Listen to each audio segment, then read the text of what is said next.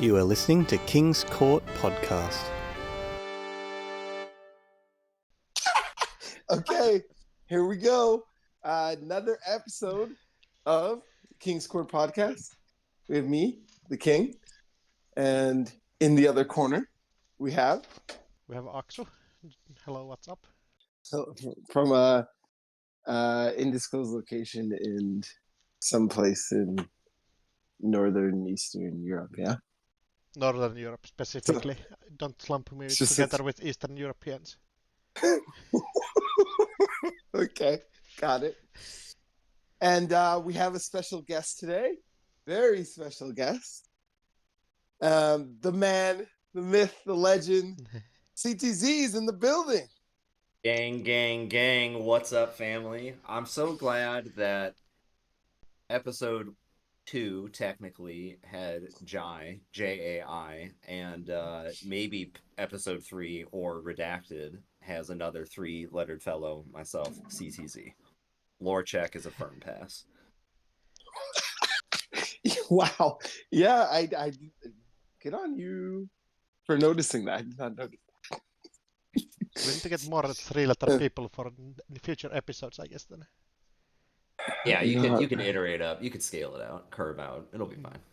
Oh man, that's a lot of work. It's you know, just getting guests. That now you're making me think. That's wild. CTZ, how you doing?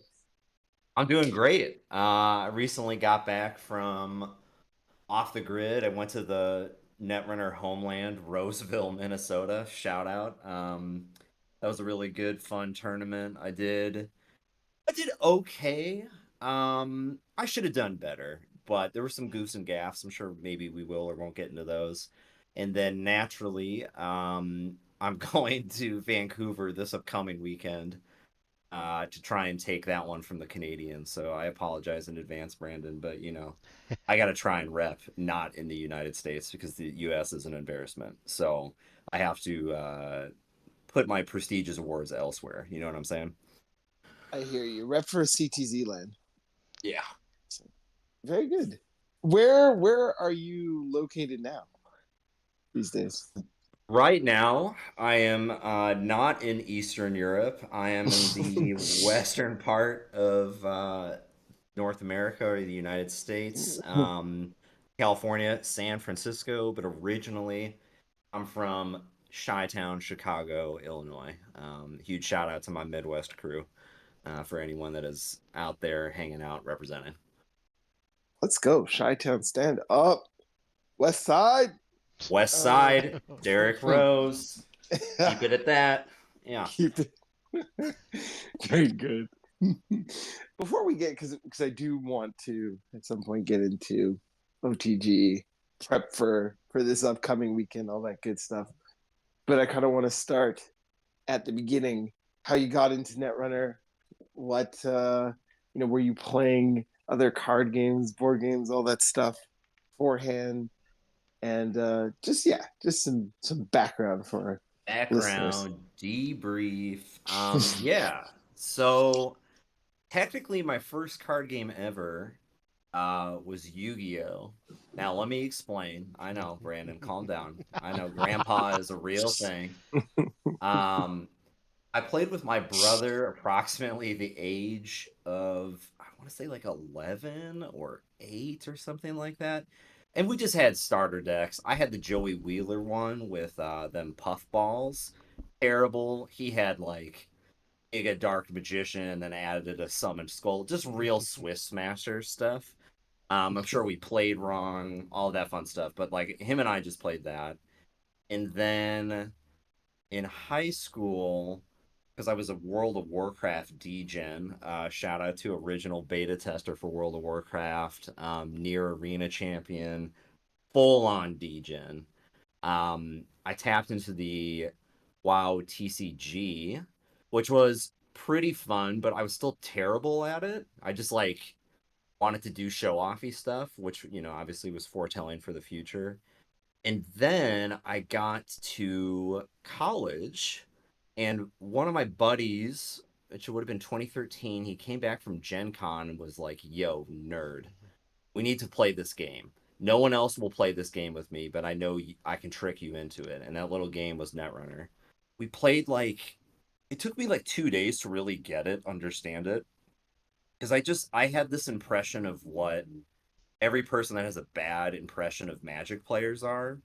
That's what I thought card games really were. And I was like, I'm not about that. But because we were playing at home, it was just sick.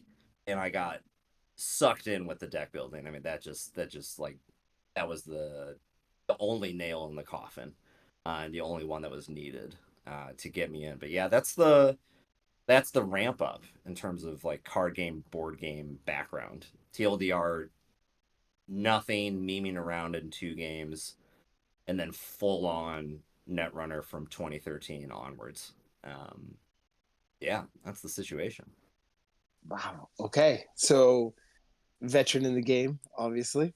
When did it start to be, competitive or tournament like for you? Like when did we start doing all that stuff? Almost right off the bat.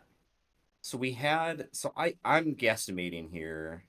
I started in, it must have been like early autumn of 2013.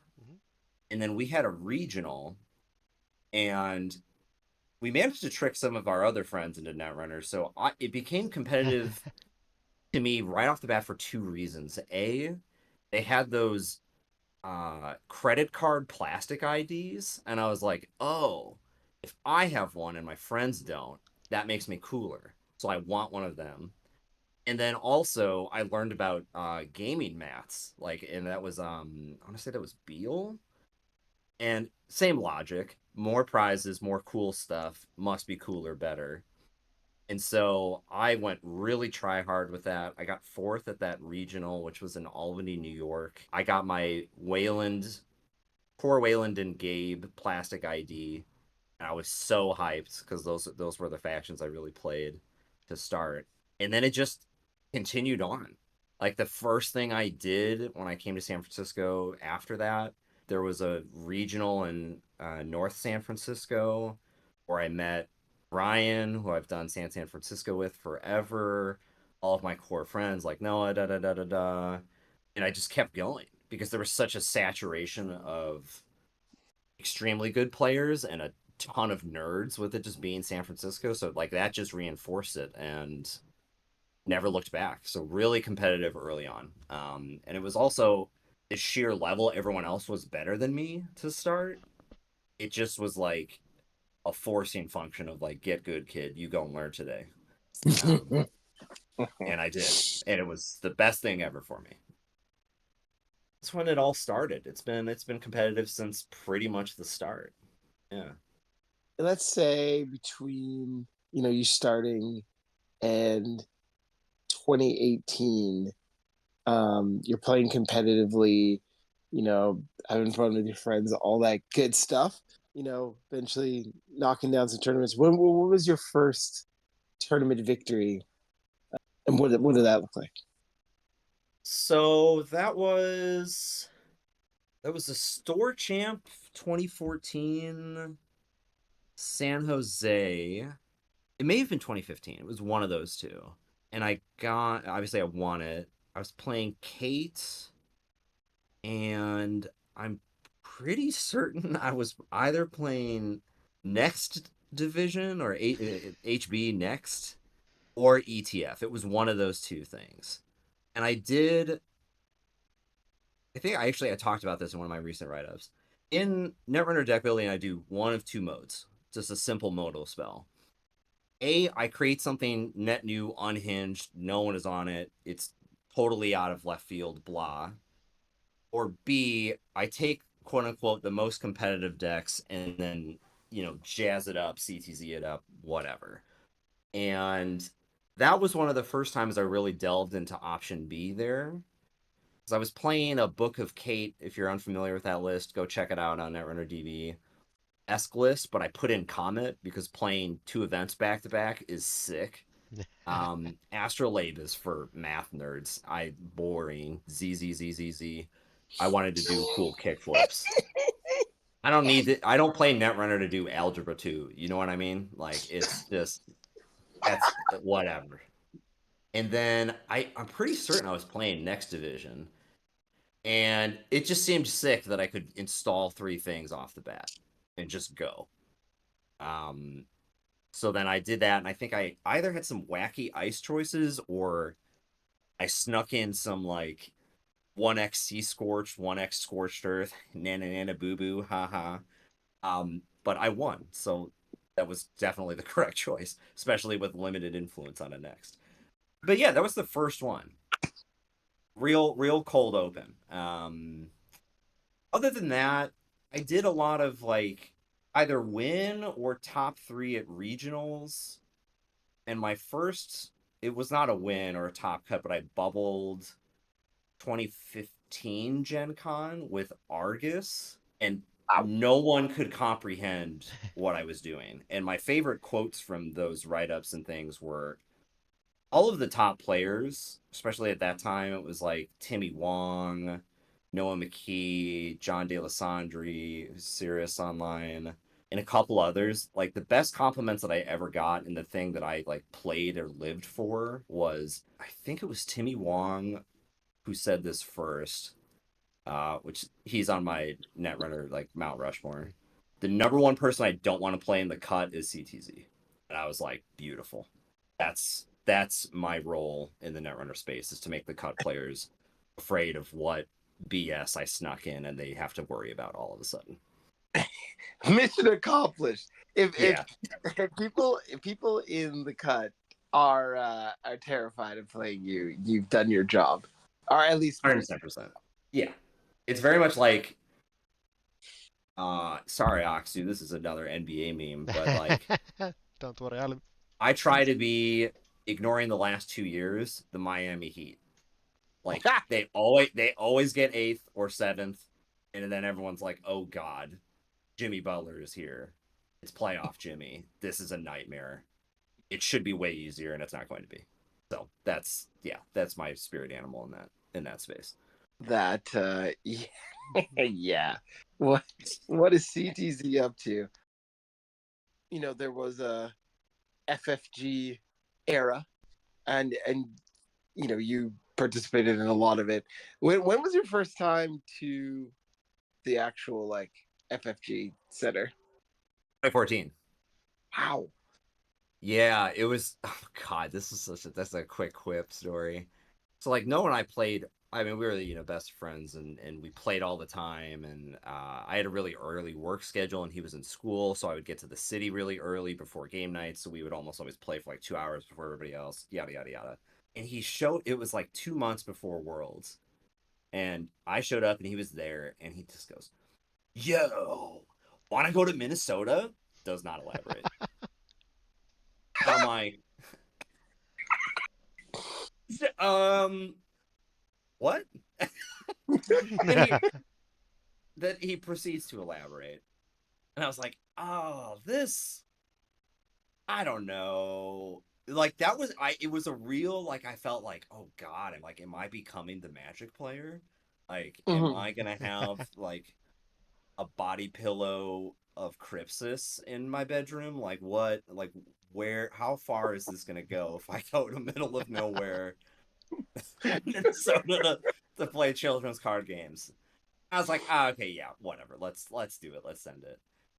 And getting there for the first time, the thing that like made it sick was seeing the Team Covenant people. Their like stream setup was amazing. I had seen all these people that I had played at like California regionals with, or big tournaments, or just like on Octagon, because that was the real meta back in those days. Octagon tryhards. And yeah, it was just like, it was so crazy that they were all there to play Netrunner. It was a scale that I had not seen or experienced, and that sold me for the rest. But the number one favorite part of that whole event was watching Timmy Wong operate. Because we were one of the 3 people at that whole thing, which was like 400 people plus, that were on Blue Sun and Gabe. And like, he got 3rd and fucking crushed with it. And like that was just more reinforcement of like, oh yes, there's some other folks that are going down the same avenue that I'm trying to go down. Now I just need to adjust and try to mimic that, but still keep my secret sauce, and like that will help me hone it in and be able to do more and more stuff like this. Yeah. Wow. 2014. Wow. Yeah. Snap. That's okay. Yeah. OG. OG, man. That's Yeah. like, because I'm someone who really loves watching older Netrunner videos. Yeah. I encourage people to do the same. It's just like it's fun. It's cool to just see the different eras, all the different cool shit you could do before. Yeah, it was just a different time. Coming in at the very tail end of that era, like it was. There was just a lot of powerhouses doing a lot of like different things. it's just like it's funny because I thought you were gonna, and maybe you will, but one of the things that people have asked me because I've played this long is like, how did you survive Mumbad City Hall Gate, Gagarin, PU, blah, blah, blah, blah, blah, blah, blah, blah, blah, CI, 16-point heart combo? Can I answer this question? Yeah, oh yeah. Because folks, he's built different. All right. Yeah. It's just, it's like all of that stuff. I get it. Like I can understand people's takes on it or their interfaces with it, keyword, and stuff like that. Of like, oh, this is grindy. Oh, I don't like this experience. Da da da da da. But I became pretty immune to that in 2015, like ahead of all the quote unquote most degen stuff, because just me showing up to a GNK, or think of it as Friday Night Netrunner, whatever, I on average had 3 of the top 16 in front of me, and GNKs back in those days in SF, there would be like 40 people showing up just because it was a Friday. I had to play out of my mind with out of my mind stuff from minute 1, or well, that's more like minute 10. So like when Gagarin came up, I was just like, who cares? Just blow up the board. They just gave this octopus apocalypse card. Or so what? Just attack centrals and go. Like let them play with their Duplo Legos on the remote and like whatever. Or PU, grow up. We have like the most broken card called Levy. Just do it again. Make them do it again. Or do the thing, or force them into your own box. Like, and so that is I think the more practical explanation of built different. But that's how I got there and why, and ultimately what kept me going, because it was just a net new problem to solve, and that was fun. That's always been fun for me. So it was tight. Yeah. What was your favorite meta? I'm laughing so much because I've thought about this an insane amount. Damn, that's a messed up question. I think my favorite meta, and I'm gonna give it the context of like tournament ban list timing, was 2016 Gen Con. So that would have been July, August, September, somewhere in there of 2016. That was my favorite meta period, because you had a really stable Corp like CTM, all reliable. It's funny because I didn't particularly love playing it, but I liked that was the, like, we had gotten out of like Gagarin Calc 3, so I was like, okay, this is amenable, fine. There were a lot of other really good Corp options. Jinteki felt good, HB was all reliable. Wayland at that time, kind of Omega little cringe, but you could still do it. And then runner diversity, you'd just be all over the place.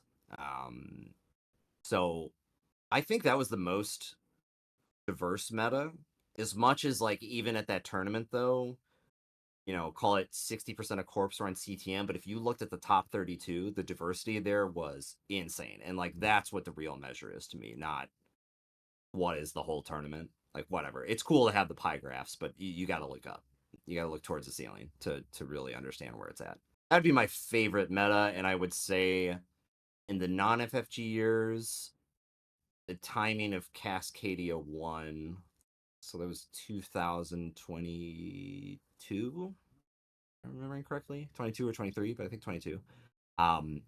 That's been my favorite FFG, or sorry, Nisei null signal games. I'm gonna get an open letter now. Better watch out.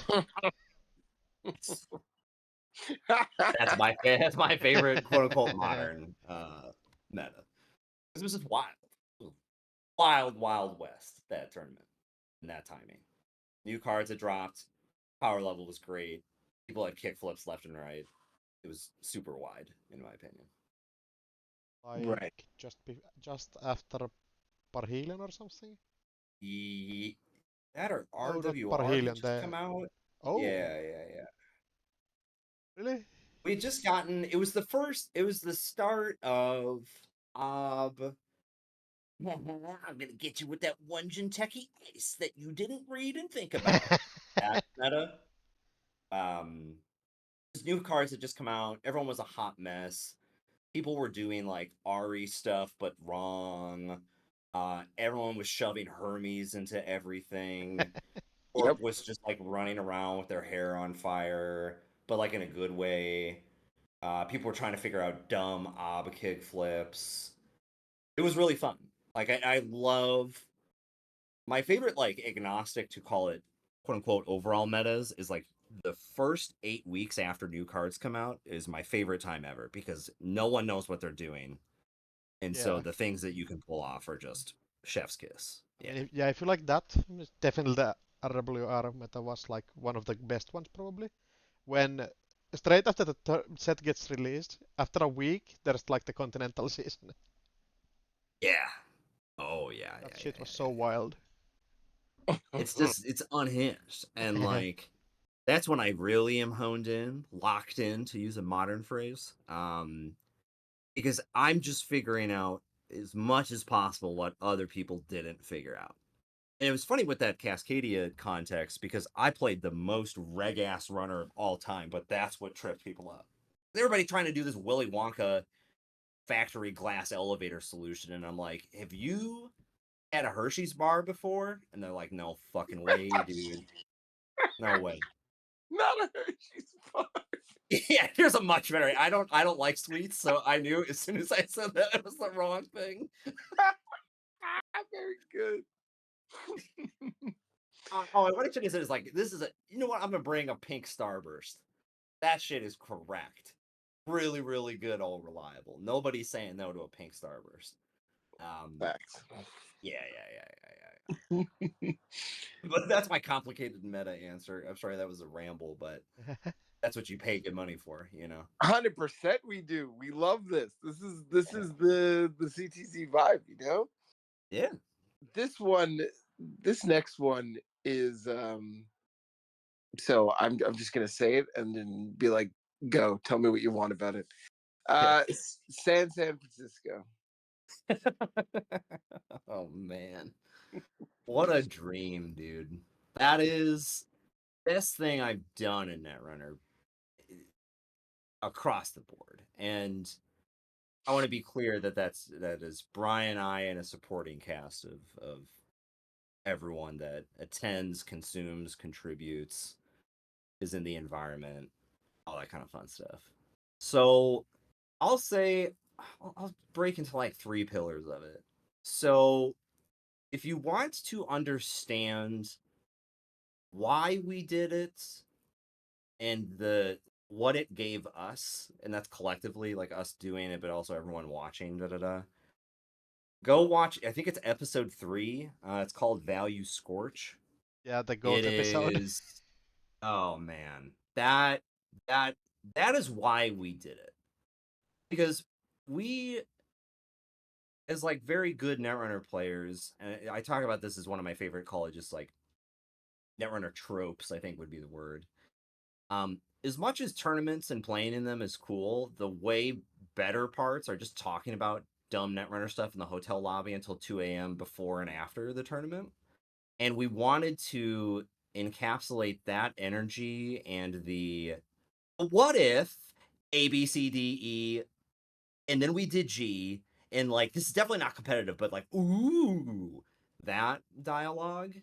Or the other way I encapsulate it is the terrible deck ideas that you make on the airplane on the way to a tournament that you're like, oh my god, I should pivot to this.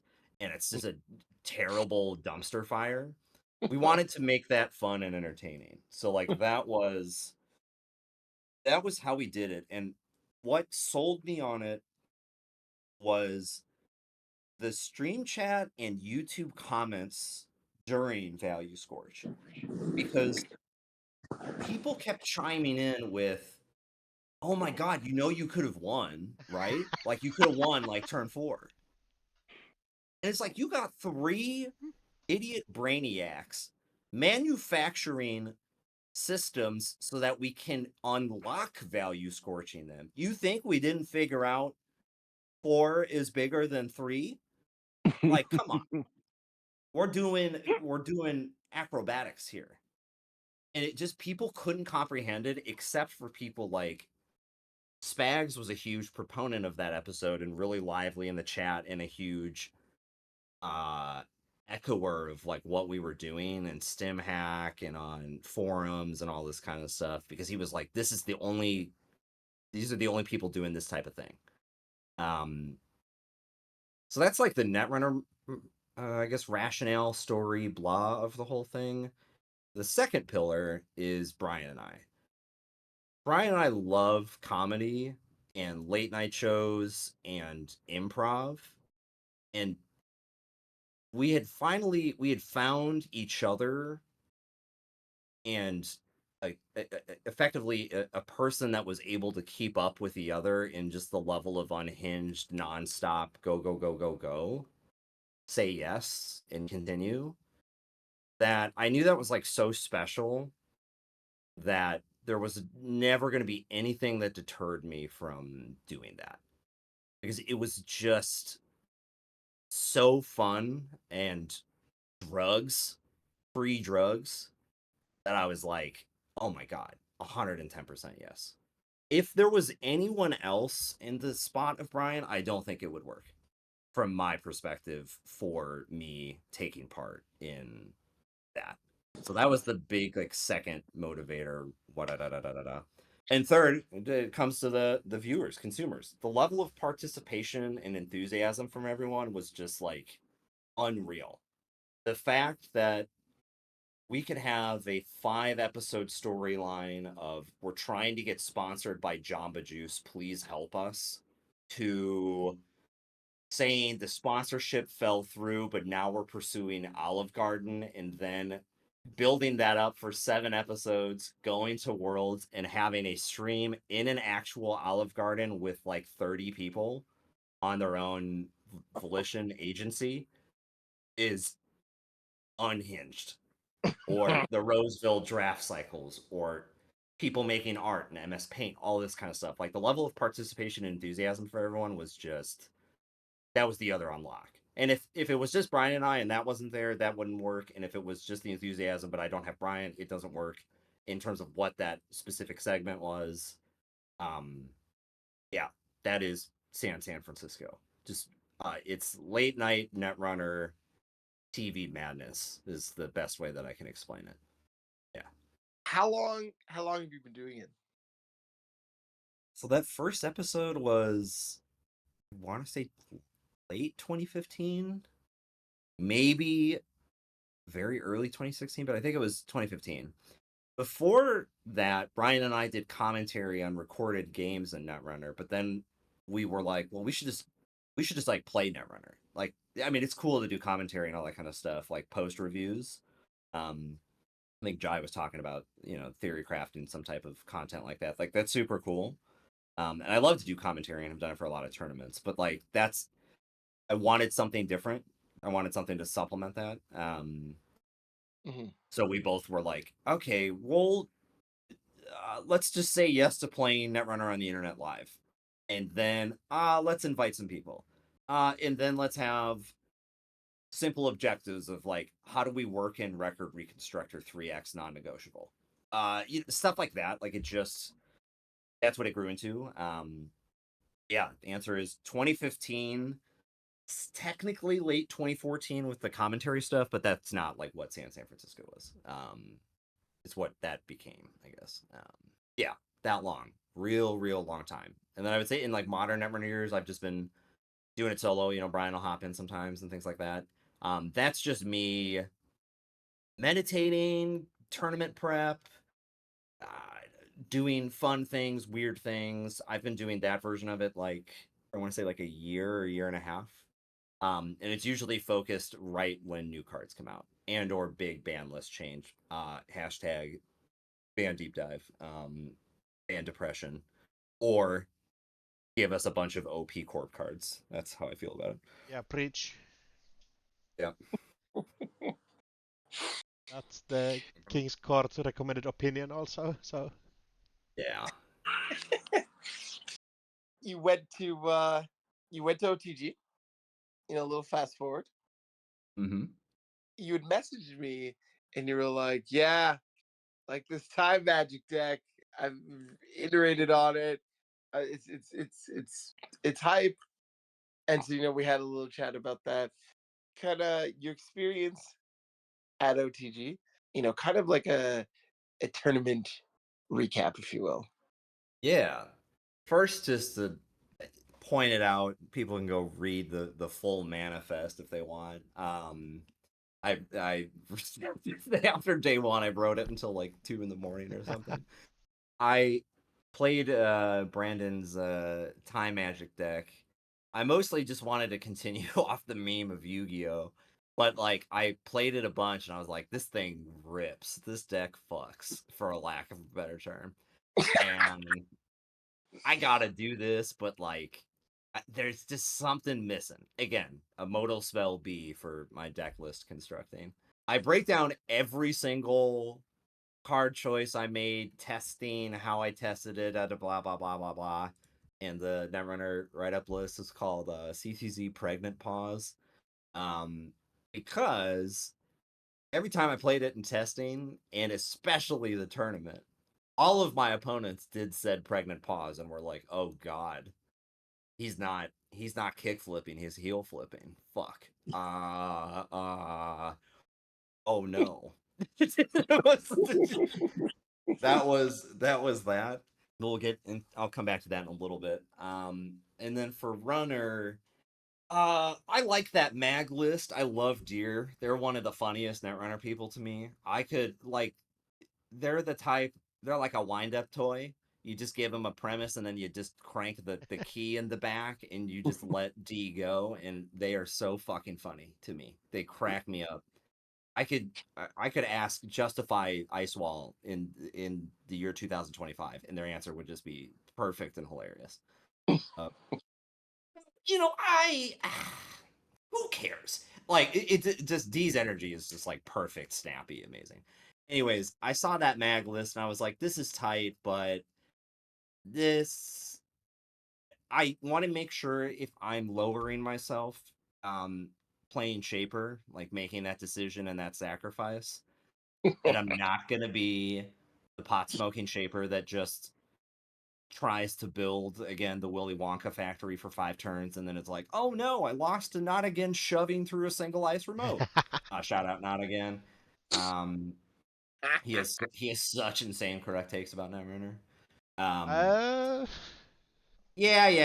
It's him and I are aligned, but then we're not aligned with everybody else. And then look at the results. Let that be a question to you. So yes. I was like, I'm not doing this whole pot smoking. Oh God, the sheer dopamine I get for installing a program at the end of my turn, drawing up to 6 and paying 4 for looking at it. Shuffle, making my tempo for the first 3 turns questionable. Like, I didn't want to do that. So then I settled on Dow. I will say this, because this is good teaser stuff. It's the last of my tournament prep stuff. I was playing a bad version of the deck that was Muse and Gourmand coded Dow, and all I did was just get environmental testings with as many low cost things off as soon as possible, and then trying to play Gourmand as much as humanly possible, along with Cupulation, like to the point of like put a card on Cup, sack it to Simul Chip, bring it back, do it again, da da da da da. I have a really funny JNet replay saved where by turn 8, by the end of turn 3, I had trashed 8 cards, and I was like, "This is crack cocaine, amazing."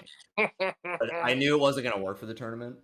My other backup deck, which I still, as of this week, but I finally voted it off. I've been playing a just Jacintho, whatever that card is, the knife. I've been playing, I've been playing Knife Lou, and I have won by scoring more. Not to say that it's not winning a lot of games, but single axes are OP. People don't understand, and the fact that you can just ram your face into stuff is hilarious. But that was like my backup runner for the tournament. Maybe still is for this weekend. Who knows? But yeah, OTG was sick. I've been going there for like last 4 years. I want to say 4 or 5. It's always super fun. If you have a chance to go, definitely do it. Great time. I was very happy with the Corp deck. The Dow deck, I was as happy with, but effectively it came down to if I won one of the 3 losses overall, I would have been in the cut. So I pretty much bubbled. TLDR the losses. One of those I was never going to win. One of those was entirely my fault. It was a 1-click difference against Joe Shupp, and I would have just won. And the other one, I accessed 18 cards and got 2 points for it. So let that speak for that. Yikes. Yeah, one of those games. Yeah, it's all right, but like that won't come up in the next 4 years. So, like, cool. Odds are odd. Yeah, no, super tight, great tournament. Now I'm gonna smash Vancouver because I already got the bubble curse out of the way. Done, easy. So now I get the cut, and then I will still bring my wacky decks. But it will be good enough to get 3rd, and I will be happy with it. Hashtag Timmy Wong. So yeah, that's my OTG summary ish. Do you have any ideas, thoughts, questions, feelings underneath that? Absolutely. Yeah, hit it. Talk to me. I know this isn't the write up, but like, not everyone, gets the write up, or what. And I like to directly ask people about their choices, especially after the fact, because maybe there's a change of heart after playing in the tournament, or maybe it's like later on, maybe it's like, oh, I should have done this, or you're still playing the deck, tweaking it, that sort of thing. So, and we had this discussion, like, full disclosure, this is episode 4. Yeah. So 3 is is um is just me and Axu, and it hasn't, it's gonna come out soon. But we talked about OTG and some of the decks there, and we first thing that jumped out is 2 petty cash. We want to know about it. I might have talked about it a bit too long in the last episode, but So, I mean, I already won because I got you 2 dorks to talk about it. Slash, when I was talking about it the night before in the hotel, everyone was like, "What the fuck are you talking about?" And I was like, "Okay, here's the deal.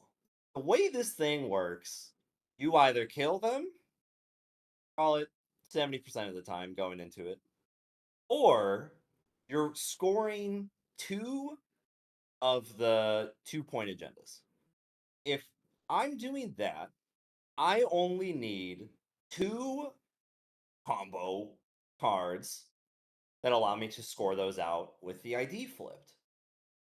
And I was like, this deck is, regardless if you agree or disagree, and I'm willing and fully concede, I even do in the deck list write up, ignore this one if you'd like. Even without the whole, slots are tight in this deck, period. It's a super careful balance. So I was like, playing petty cash from hand sucks. I hate it. I understand it's money, whatever. Touch ups, I use it as a combo card, or you load up the old Masacholi code gate, and great. Or you play it as stifling deep dive decks, or against Seb, you just name resource, Omega Lol, whatever. Some type of tempo play. I would rather have more touch ups than petty cash, and I only need really 2 to do the agenda thing. So I dropped a petty cash. That was my explanation. It's really simple as that. And I cut the slot econ, or I changed it to like the 3rd sudden commandment.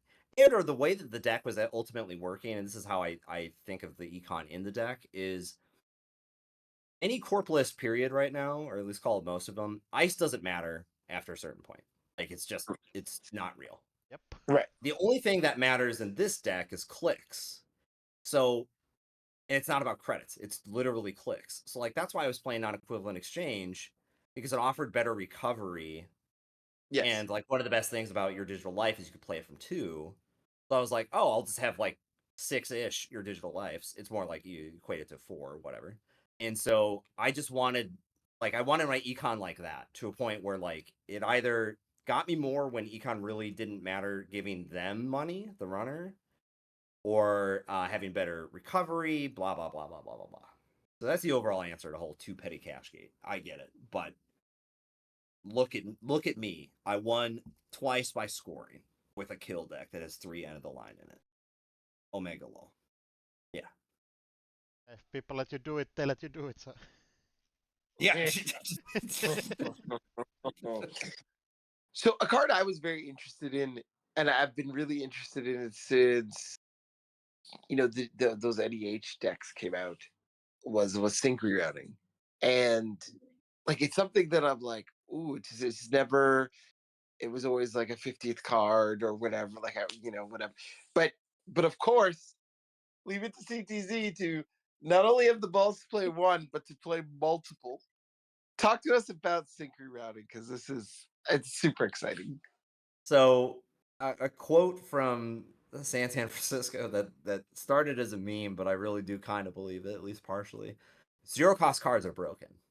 It is mathematically, it is infinite tempo. You have paid $0, received something. That is some math approaching infinite blah blah blah blah blah. I don't know what the fucking math is. But anything that has 0 on it, ooh, rustles my jimmies. Second, the number one important thing to do with this deck is keep the ID flipped. This makes trying to flip that ID as the runner more difficult. Amazing. 3, again, trickster stuff. I like to leave little mistakes for people to make. This has a trash can on it. It says 3. So I could either play it for 0, or the runner could trash it for 3 and then turn on Oppo research. With even just the early value Oppo, that now becomes a 7 credit swing for 2. Good. Other main thing of why I was playing it, this is something else I think I wrote about in a more recent write-up. Sync rerouting features one of the most broken keywords of all time. Whenever. Yep. Whenever. When people are trying to do all these deep dive JPEGs, that means uh-oh. So that's an uh-oh for deep dive, and so is the whole touch-ups, put them in the stack. So like that with the combo, it felt good. And also playing that off of a sudden commandment. Oh Lord. Oh yes. I still have them in the deck. I really like them. I may go to 1 only because of slots, but the thing that it does or really helps punish if they do to you, which is flipping your ID. It's just a great card. I don't know. That's how I feel about it. Yeah. I love it. I need to try it. Like, Just try it. Just dabble. Like everyone on JNet is being so toxic right now, which I love. Um, so, like, just hit him with it. I saved this. I sent it to the Montel Bose team because it just fucking cracked me up. I was playing JNet the other day, and I'm pulling up the log. I'm not gonna say this person's username, but they start their turn, and it just says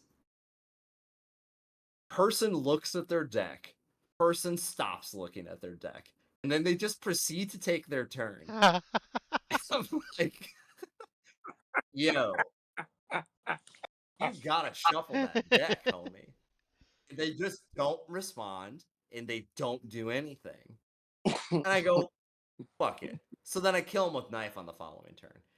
But I love that people are just degen and trying random shit. I haven't seen much straight up cheating like that sample, but yeah, people are being hashtag toxic on JNet right now. So just lean into it. Play sync rerouting. Who cares? I mean, they deserve it. It's even better. Like, I wrote about this in my Cascadia write-ups. I intentionally join and will like hover waiting, like Metropole Grid or White Blade games or things like that, and I will just bring the most toxic bullshit that people just have to think about. Hence, putting on the show. And if you just have a couple of those games, then you're gonna definitely poison your mind and be like, "Oh, I should put 2 in a tournament deck list right up." So yeah, just give it a whirl. Who cares?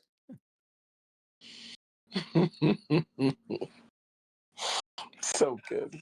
So good.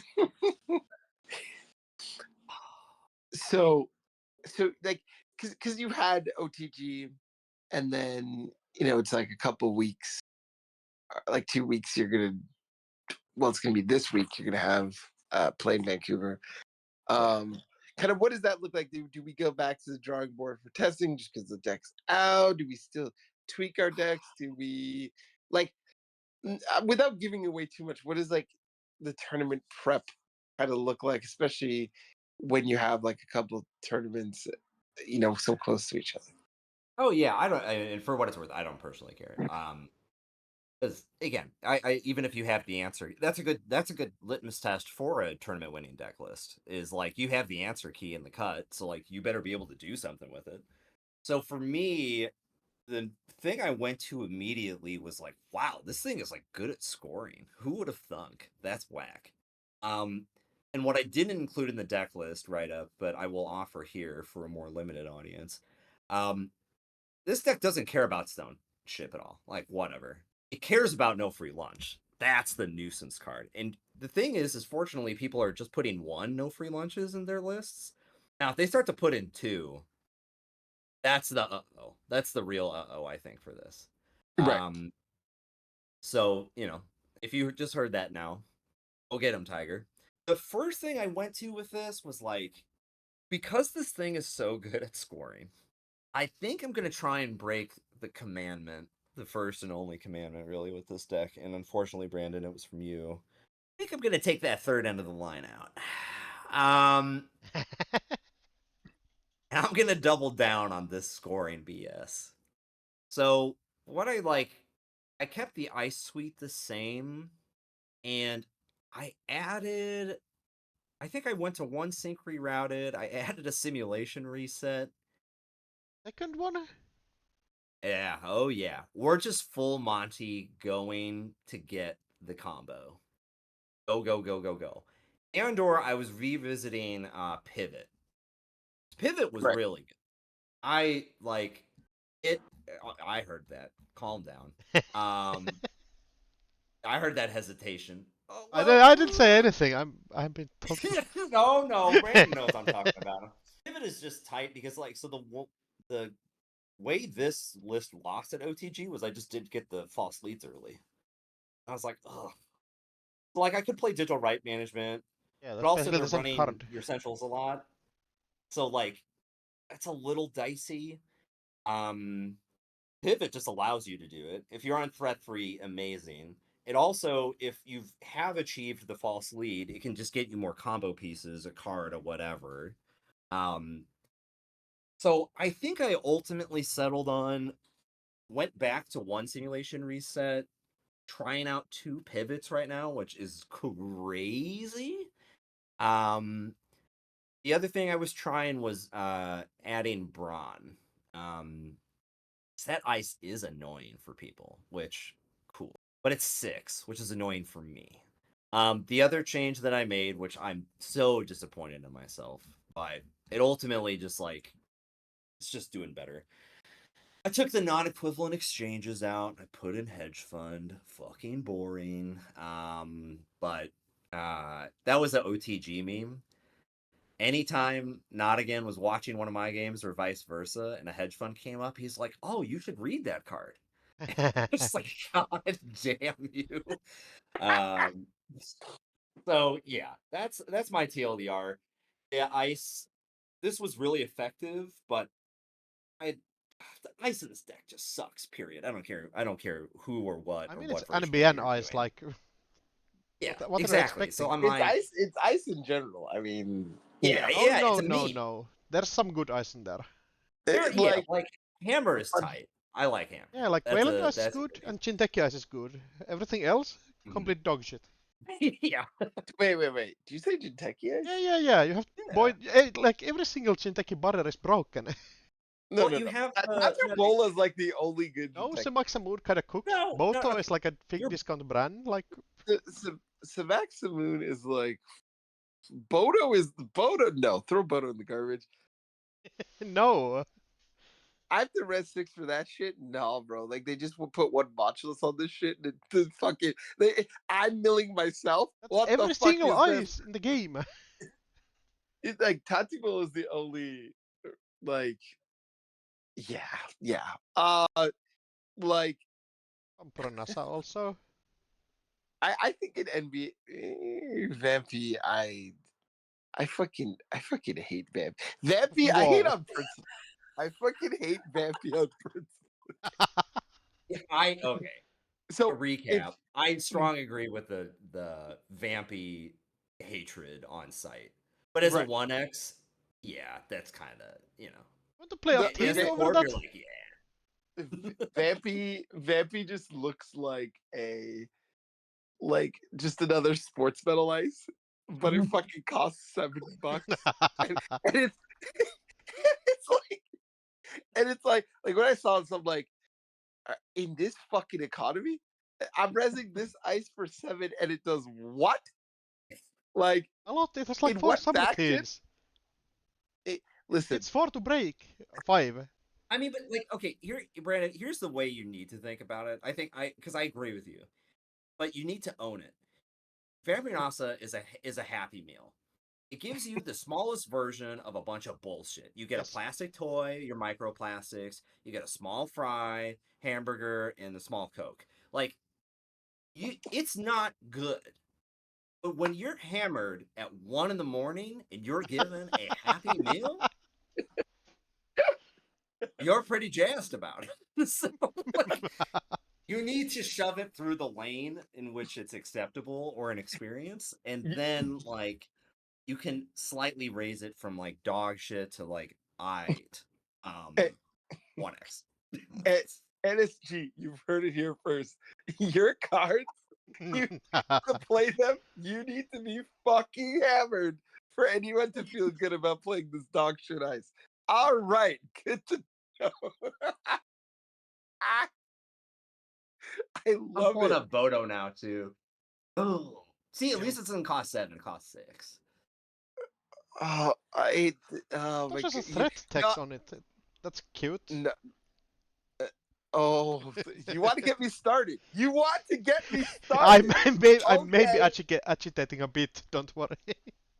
Okay. All right. Like, and the other thing, it's also just like these fucking like Fairchild 3 lookalikes that they try to trick you in, where they're like, look at these numbers, look good, and you're like, and then you read the text on the card, and you're like, what?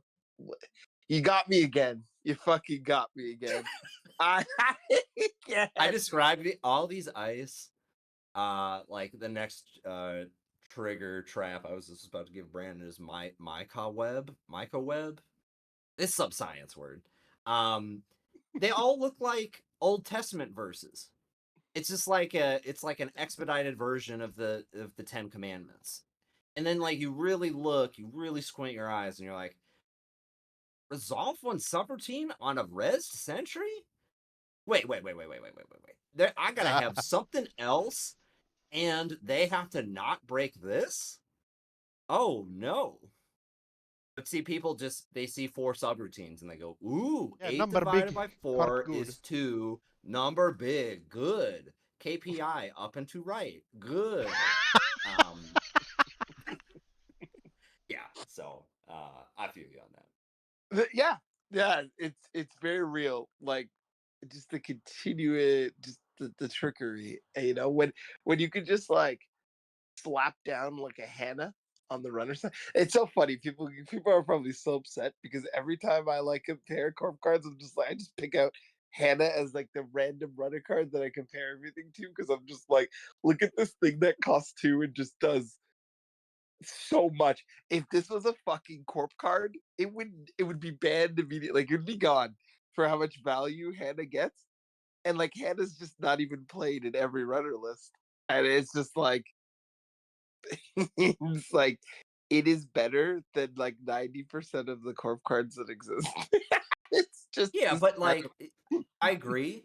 But the only thing that you said incorrectly was that it would be banned immediately because like Project Vacheron stuck around for like 1.5 years, which was like 3 years too long. So Corp cards, they get to keep them for too long. But agree that if that was a Corp card, oh Dios mio, craziness, wackadoodle. I think I disagree on the Vashron take. Oh, Yeah. I think this is one thing that I've kept away from people. But I will bring it release out. here. I will release here, especially on the CTZ pod. Okay, is I'm pro Vashron. Whoa. Yeah, I, dude, you're okay. I get it because right now your body is so riddled with lead and microplastics of deep dive. You're like, this is a solution. You're what's that whole thing when you're kidnapped and then you start to reason with your Stockholm kidnappers? syndrome? Yeah, dude, you're Stockholmed right now. You're like Project Vatron will release me. No. I'll go deeper. It's not like one of the problems. I think that like one thing that happens in Netrunner, I feel like, is that like someone will have this like cool idea, okay, Yeah. and like other people will be like, yeah, that's such a cool idea, and then like that cool idea just like it keeps expanding, and like we do too much of the cool idea, Yeah. maybe a little too much, maybe we go a little bit overboard, and all of a sudden you have a quote unquote defensive 5-3 problem, okay, and Uh-huh. but really, I actually feel like a lot of them they helped with balance.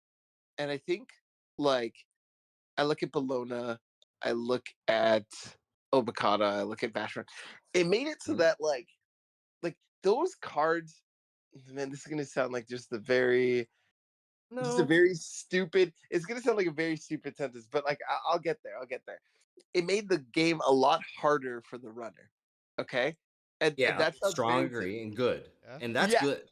and Yep. that's good, right? Like because now like what I see is just like all my agendas are fluffy.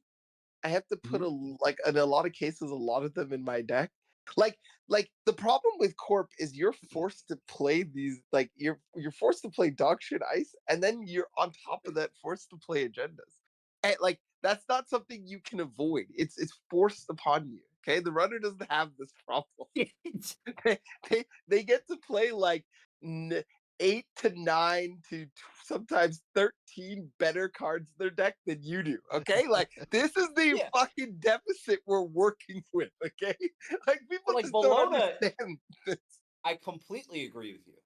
With the Bologna, Obo, Fuji, anyone that's like 5, and you get a refund for scoring this thing? Are you fucking kidding me? Grow up. That's fine.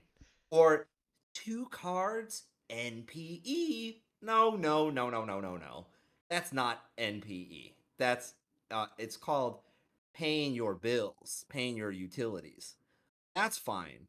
The Vatron thing is just, and I could mess around with the counter thing, but I would drop it to 2. Yeah. 4 is Looney Tunes. That is Acme Roadrunner beep beep bullshit right there. There is no way that I will ever agree with that. But the concept, I get you. That's fine. And your core commandment principle dialogue talking point of like, Omega lol, I have to put these bad things in and my opponent doesn't? That's crazy. Brandon quote. Yeah, strong agree. But I'll offer an alternative solution. What if the runner had to play agendas in their deck? Ooh, how do you feel about that? That's a little Roseville cycle type of deal. Real crazy breaking some rules. You want to iterate? Knife, that was a cool iteration. But now let's make runner agendas. That's where you want to go unhinged to get around a solution like that. So TLDR, Brandon is mostly correct, but his unmodified Vacheron, craziness. Too far. Too far? Really? Like I think okay. I think the 4 counter Vashron a lot of times is only a problem because of Mega Pre and Nightmare Archives. Like I think there's like so many things that like we had before that were just like a manipulation of how many points he really had. Mm-hmm. And I guess at the time Vashron, it wasn't Nightmare Archives, it was fucking like news News teams and team, shit like the that. goat. Yeah. But like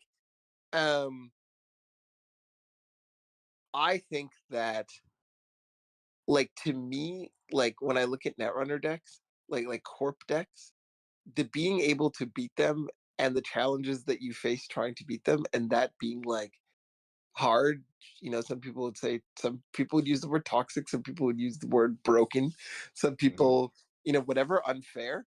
Like, yeah, I think that's just like fucking part of it. In fact, for me, that was the allure of the game was that this game is difficult, it's hard, and Yeah. like I think that for a long time we've been playing with cards that make it harder for the runner, and now we're just not. And everyone's like the part that gets me is that like everyone's so like a lot of people are shocked. They're like, "What's happening here?" And it's like, "What do you mean? What the fuck do you mean? What's happening here?" You're like, okay, so some of these decks they're playing like, let's go, yeah, anywhere from like 8 to 13 agendas. They're playing anywhere from like, ooh, let's say 10 to 16 ice. So like let's say on the high end, like half your deck is just card like you don't want to be playing right now. Can you imagine that? Imagine building this deck and half your deck is shit you don't want or is forced on you. It is like, I think that there's 2 other ways to better, there's technically 3 in my mind, to better help this thing. Because like, Brandon, I think I agree with 80% of what you're saying. I think I even agree with higher than that. It's just the Vatron as is, which gets to point number 1. Errataing cards. I Okay. think it is crazed that we do not do that, and it is year 2025. This is you can print this game at home. You could do the old Kinkos. We've done Mestachenko replacements. We can errata cards. We can do it. Correct. And I think this is like double downed or really proven with, again, this is just my perception. I'm not, this is not financial advice. This is not claims that could be argued in court. Like I will be aghast if NSG ever bans a card like Hoshiko, which it's crazy to me because that is the type of card that just rewards you for doing everything that you want or need to do anyways. I don't really like cards like that are pure, just like across the board, this is good, you're going to be doing this thing anyways, blah. So if they're not going to ban cards, or they have hesitation against these like really strong ones, then I think errata is a perfectly good alternative. But again, that's not happening either. So then like that's kind of a problem. 2, there needs to be more, call it punishment cards for stealing agendas. Like Oppo's good, Fat is good. These are good things. There should just be more penalty. You made a boo-boo. I'm gonna make it harder for you now, type of deal. And that could also be a threat thing as well. I really like the threat mechanic. I think it's cool. It could be doing more of that. Or 3, you need to, for new cards that you make, just up the level of the benefit that you get from scoring agendas. Like if you're not going to take the defensive agenda route, you have to take the like more gasoline agenda score. Because like it's always been a meme in my head with Jinteki specifically. If there is a 2-point agenda in Jinteki, the text is wacky and crazy guy. Like it's not something that you really, really care about as the runner, like ever. And I just like don't want that sentence to be said. Like even if it's smaller, it should be impactful. Not this like Old Testament verse that's like, if you score this on the 3rd day, you could pop a counter to add a subroutine to an ice that was bypassed or again, Willy Wonka machine. Just give it some more gas. Agenda counter. Remove this. Play a side game. Something. Like make it snappy, impactful, something the runner absolutely has to deal with or think about in the future, rather than this theoretical hearsay type of deal. Yeah.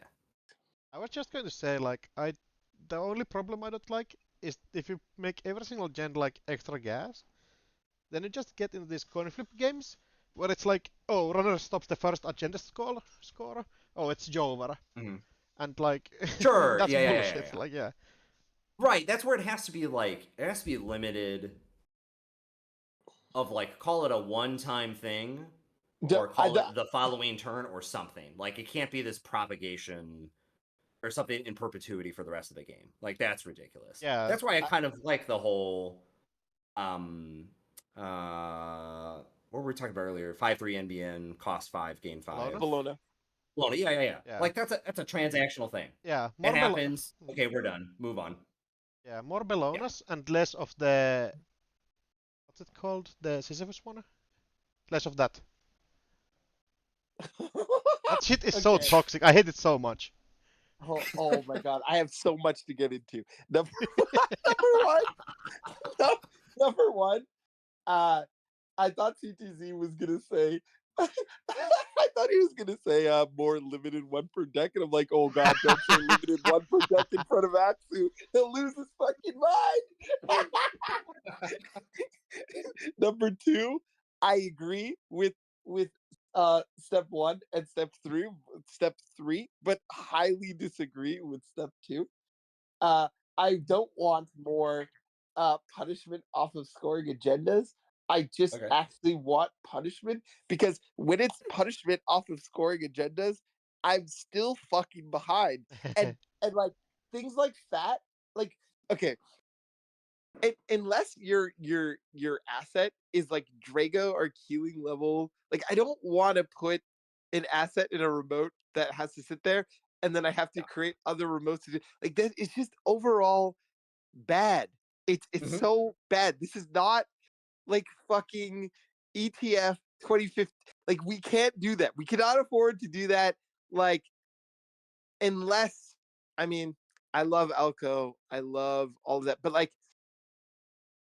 Alco, as good as the deck, it still feels just very uncomfortable. You know, you're just like a Fuji off, like central off the top, away from like losing your whole life. Like that's just like how it goes, right? Or just like a pinhole trashing your fat is just nightmarish.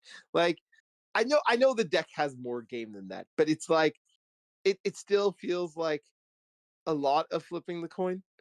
Strong and I agree. don't like when it's weighted against us in terms of like the only way I can do things to you is in response. I don't want that. I want to fuck you up on my own terms. Why is that so hard to ask? Like, why can't I have that?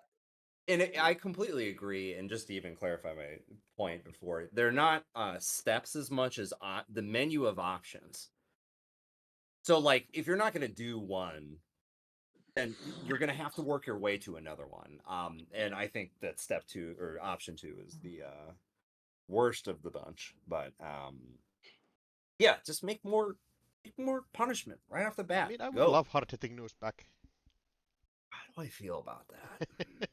Well, while you think about that, I will say that hard-hitting news wasn't the problem. The actual real culprit was Econ Warfare. No, I mean, hard-hitting news is the goat. No, I'm saying that people usually didn't like hard-hitting news, but I was like, the real punishment was Econ Warfare. Yeah, okay. So it's like everybody, like new people who hated playing against like hard-hitting news played the classic like run R&D, trash the what's the old wage worker, the boomer wage worker. Trust the run R&D, trust the Jeeves, playing econ cards, install a daily cast or something, and then you play the hard-hitting news and they're like, what the fuck, this card is bullshit, I couldn't do anything, like why does this game just want me to run? But then you play against like soccer or somebody, they like first turn Dirty Laundry R&D, play econ, and then you just play like econ warfare, hard-hitting news, and it's like, alright, yeah, GG's, you got me. That's kind of sucked. Yeah, I think I absolutely agree with Econ Warfare being #toxic NPE. But like there's also like a way you fix that. Slap an old trash can on there that says 1 or 2. Okay, that becomes a lot better. And if you're running anyways, then like you can mitigate some of that. Great, amazing. Yeah, like I at a minimum I like cards like hard hitting news. I don't know if I want it to be 4, but we can that's rework easily it a bit. workable. Yeah, exactly. That's what I mean. Yeah, like I'm certainly not against the whole idea. More of the current manifestation or what it was. Just augment it, and then you're good. None of this whole jibber jabber of pseudo punishment cards that aren't, or just make them more gas, and again put the trash can on there. I love that operations have that. With like the old measure of response. Okay, you don't want to have to worry about 8. You got to pay 3 right now. Fine, cool, great. Well, let's move on. Yeah, I like it when those operation trash cans make sense, but like, why does IP enforcement have a 5 on it? These big numbers good. It's got an X, which is mysterious, and a 5, which scares people. Oh, certainly this card is good. Something like that. I mean, I personally hate trash cans on ops unless they absolutely deserved it. Like, Boom ended the game, so that deserves it. But all these other ones are like, what the fuck are we doing? Like, it should be hard ender stuff. Like, it does not need to become common sense. Like the fact that Sudden Commandment has a trash can on it, I'm like, okay, grow up. Just let us do things that are cool. And then give it the threat 3. Cool, amazing. Whatever. Corporate hospitality has a trash can. So that's the part where like when like you're in a relationship, okay? And you're just like, maybe like there's some good times, some bad times, but there's a thing that just like breaks your trust and you just can't do it anymore. That's what did it for me, was like I slapped double on this card and then I put a trash cost on it. I was like, we really thought Archive Memories was that OP? Really? I mean, they banned Archive Memories for some reason. I was like, holy shit. Like, I still want justice for Archive Memories. That shit was taken out behind the shed because Drago was fucked up and like Archive Memories did like pay its taxes and everything. Yeah, like the whole corporate hospitality thing, I really like that analogy, allegory, whatever. English word, AP English. Like like the fact that it has a trash can and is a double, pick one. Come on. Just don't. What is this? This is wild. That there's too many things on this card now. Just pick one. Move on. Simplify it. Yeah. I would like them to return my 5/3s back to me. Yeah, If we're gonna be forced to play them, you know, I don't like. Listen. I think Basalt is like. I think it's decent for certain decks. I think it's a good try. That sort of thing. Mm-hmm. Yeah, keep going. I mean, Wayland is the one faction that can still have like 5/3s. They have SDS and they have Basalt. What does NBN or like HB have? Like, here's the thing. I agreed with that when the set first came out, but now I've been enlightened, and I feel like honestly, if the 5/3s aren't going to be good, you're better off not having any. Yeah, that's strong agree. And it's so funny because like I loved Not Against PD deck, and his take is like vulnerability audit. You can jam it tight. It is what's needed in a time like this. But with what we just talked about, it's like, okay, my options are no, non-option. Have to put dog shit card in my deck. Option A, in faction dog shit. Or B, I'm gonna pay influence for a neutral card. And it's like, in that deck, I think it's objectively the correct decision. But oh man, the suffering you have to go through for saying that sentence aloud is too high of a cost. It breaks the soul. It's oh no. Yeah, What are we doing? it's like you go back to 2021, show people the deck, like, yeah, this is what you will play in 4 years, and people will quit the game.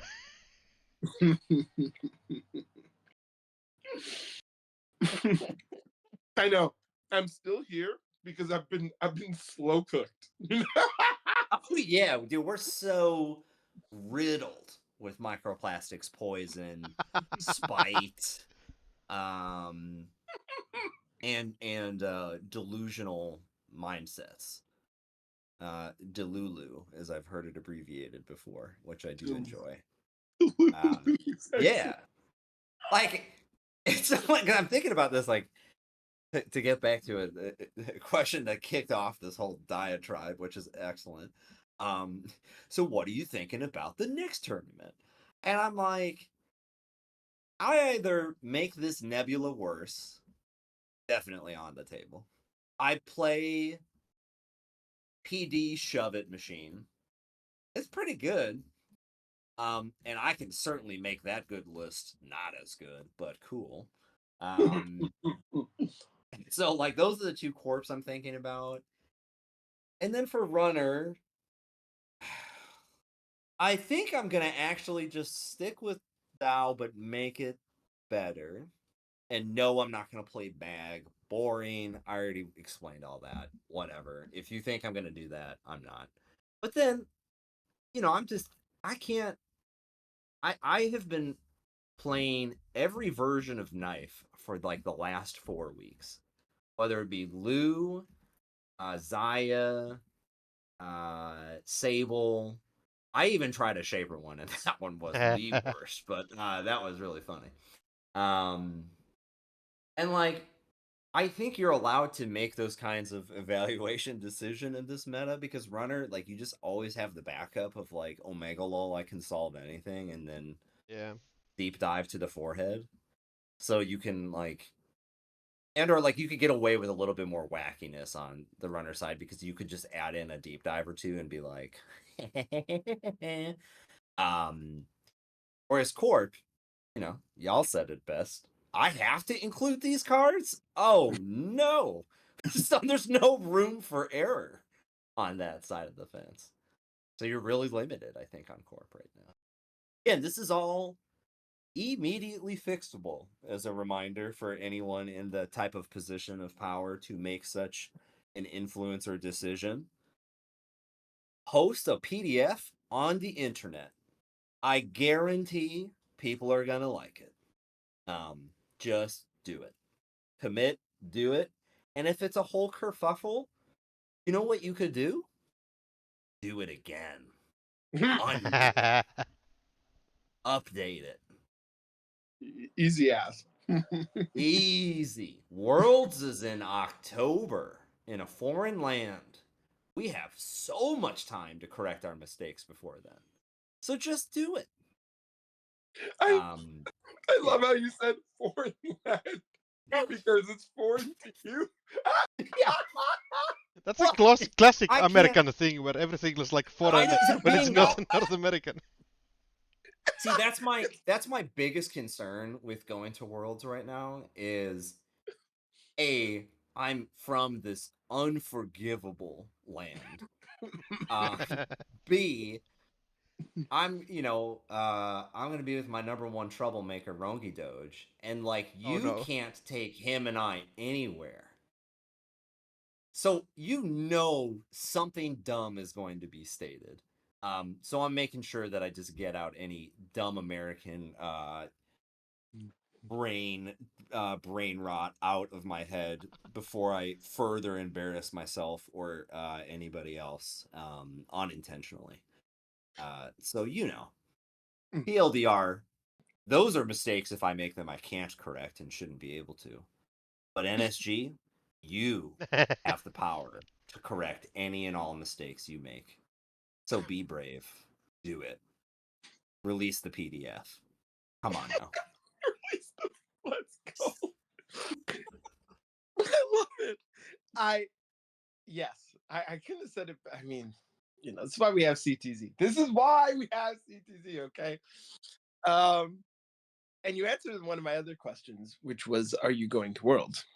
So I guess the answer is yes. The answer is yes. I will be there. I'm very excited. My travel plans for the rest of the year are I got Vancouver, got Cascadia, I got Montreal. You're coming? Yeah, hell yeah, brother. You fucking kidding? 110%. Yeah. Do you already have a place to stay? No. Oh wait, yes. Yes. Okay. Yeah. Yes, I do. Nice. Okay. Yeah, I'll be there. I'm not gonna again. I have to do my best to take as many prestige Canadian related awards because if I win it in the States, it's useless. It's meaningless. It's no one's really winning. So yeah, I'll be there. Then I might go to LA, but I don't know if that's gonna work. We'll see. I don't know. I'm a mess. I just figure things out and then do them and then Worlds. Yeah, it's gonna be tight. But not if they don't release no PDF. I tell you that. They better be doing that because we're not getting new cards before then, which I've accepted. That's fine. And we better be mixing it up, jazzing it up. Probably is going to be a ban list, and like even a ban list probably can fix a lot of the problems currently. Yeah. I think this is super solvable. Experiment. It is June. Yeah, like just kill deep dive and banker, and we're almost good. Yep. That would be my general advice. Kill the DD. Kill Banhar. Unban all the agendas on the ban list, and that's it. I'm definitely willing to let Luminal come out to play. Same thing no, with Bologna. Luminal Yes. Luminal and Vasheron can stay on the ban list. No, We all have to make compromises in life, and one of them two must be let out, and there is no way. I mean, I take Vasheron over Luminal. Fuck limit 1 per deck agendas. Wow. This is spite to a new level, but I respect it. I don't agree, but you have my respect. And one could say that's more valuable.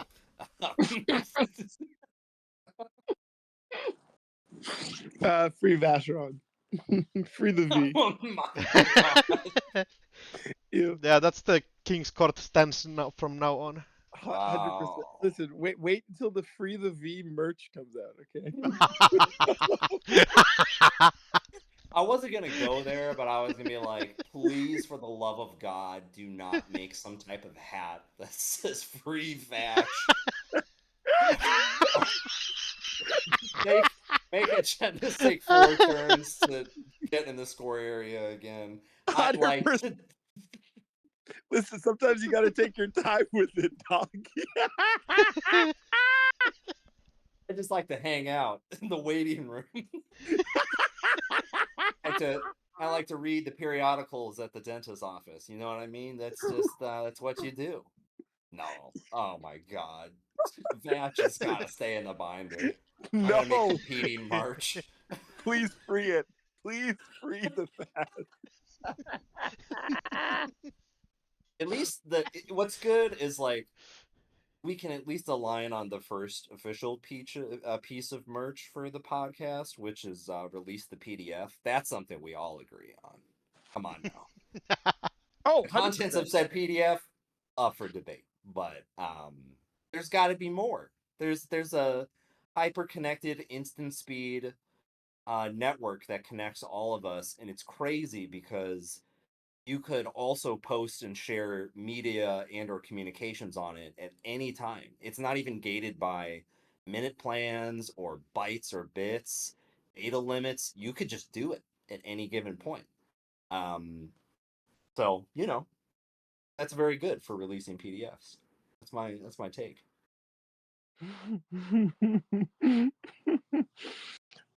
I guess that was going to be another one of my questions. If there were to be a ban list, what would you like to see on there? Yeah, DD gone, Banter gone, Luno could come off. Drago cannot come off. Only because of Ob. If Ob wasn't a thing, I could deal with it. I'm pulling up the ban list right now. Just Drago Ob kind of cooks. Yeah. It's pretty good. And again, like one of my other theorems I said earlier in the show, it's got a 0 on it. Are you kidding me? Must be good. Oh, okay, hold on. I got the PDF here. Creative Commission's got a. Oh wait, that's startup. Oh, startup. Oh, it's not. It's not. Yeah. That's. Who cares? That's gonna stay. Imagine looking at the standard ban list and like, that's a startup ban list right there. Like Creative Commission looks so silly on the ban list. Startup ban list, unbelievable. Why? Okay, I'm looking at this article. They don't even. Where is the actual PDF? What is going on? I can just link you the page. Oh, here we go. Oh, I got it. Okay, all right, I got it. We're there. Okay. You're good. Let's just run through it. It's yeah. All right, free Bologna. Ooh. Okay. If I was gonna have my hot take of this one, I could have a discussion about Gold Farmer. It's the only one on the Corp side that's not obvious to me. I would be willing to talk out Gold Farmer. That could maybe come back. Wait, I'd free both. I'd free both of them. Farmer and Ingram. Ship it. I'm down to unban Gold Farmer if we ban GameNet in the same thing. Okay. I'll take that trade. Who wants to play against GameNet ever? Yeah. Oh, GameNet. Oh, jeez, Louise. I'd be amenable to that. Flush, I could have a conversation about too. And then Runner. God, Runner unbans. No, oh my God. It's so crazy to me that I'm reading the following sentence. Like, again, like you said, Aksu, like time travel. Use my one time travel machine. Go back to the year 2022. I just burst out in Cascadia 1. Guys, you're not gonna fucking believe it. Daily Cast is on the ban list. Get out now.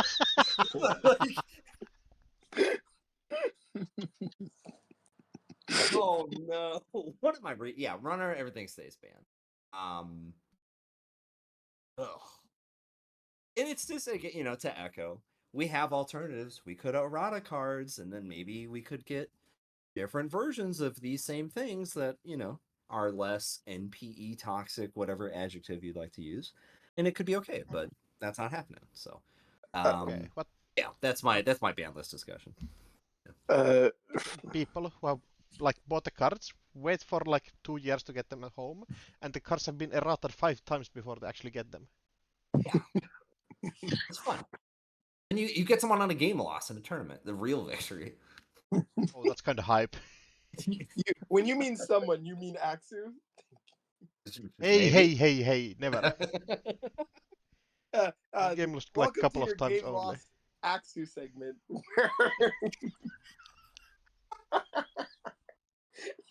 Yeah. Axu's back at it again, where he had the third and second copy of the eroded version, but not the fifth one that he needed. And of course, he didn't fucking read the cards. So. Oh, I mean, reading cards is cringe. Don't Exactly. Yeah. You should play them and just do what you feel like, generally. Yeah. Like, why do you think I am the way I am? Okay, I get an oracle to do that for me. Yeah, that's a bunch of bullshit. Hey, nerd, read this. That's so good. Oh my god. Yeah, reading is super cringe. Everything should be vibes and feels. See, like, that's how people should play Mental Netrunner. All them academics and tryhards are like, what's the master combo that I could just mind chess you into? No, the real way to play Mind Netrunner is like, I'm gonna pay 2, and because you have 2 tags, you're gonna lose $6. Just like make up a card on the spot, and then it has to be spirit checked by your opponent and things like that. But yeah, we should just be doing that. So Duelist Kingdom Yu-Gi-Oh! Got it. Yeah, 110%. For main phase 2, yeah, I'm gonna get a point. How do you feel? How do you feel about losing 450 life points? It's very generous that you're even asking. Yeah, exactly. Yeah, I'm being reasonable. I'm not just like, I'm gonna summon 3 man-eater bugs. Pass the turn. Yeah, I know enough keywords to fumble my way into a Yu-Gi-Oh commentary booth. That would be really fun to commentate and not know what anything does. Because again, reading not good or advisable. Free sandbox? Yep. Let the people cook. It has the word sandbox in it. By definition, it's a children's card. Like, yeah, let the children learn finally. Like, this is a pro-children podcast. Yeah. Oh god. Ew. No, I can't. It's out of spite.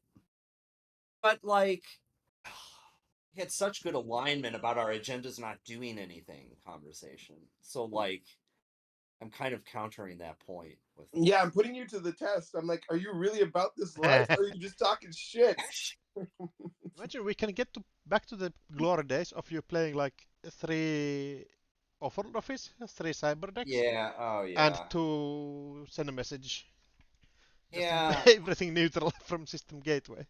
Honestly, you know what? Free it. I'm there. Let's go! I will say this. Yeah.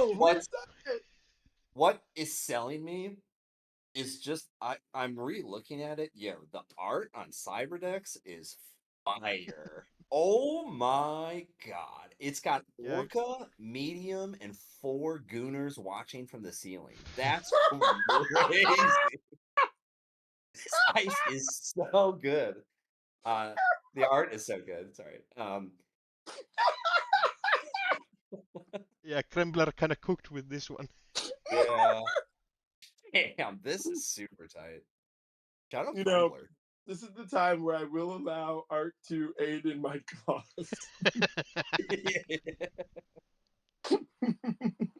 Yeah, it's. I love. I was talking about this with someone recently. It's the Anarch console or Carnivore. Oh man, that's another one. S tier art.